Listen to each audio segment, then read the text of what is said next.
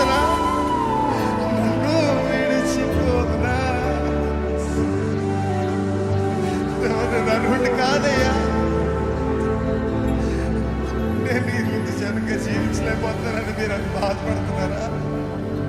కానీ ఆయన చేయి విడిచే దేవుడు కాదండి. ఆయన మిమ్మల్ని ప్రేమించే దేవుడు, ఆయన మిమ్మల్ని హత్తుకునే దేవుడు. ఆయన మిమ్మల్ని ఎన్నడూ విడిచిపోడు.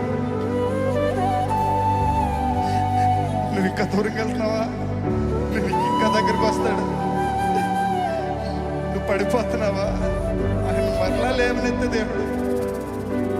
కానీ ఒక్కసారి మన జీవితంలో, దేవా నా వల్ల కావట్లేదయ్యా, నువ్వే తీసుకోయ్యా, సర్వం నీ అధికారంలోకి తీసుకోయా, నువ్వు పట్టుకోయా అని అడుగుతావా? అలా అడిగిన రోజుని ఆయన చెయ్య, ఆయన దైవ హస్తము మన మీద ఉంటుంది కదండి. మనల్ని ఎన్నడూ విడిచిపోదు కదా.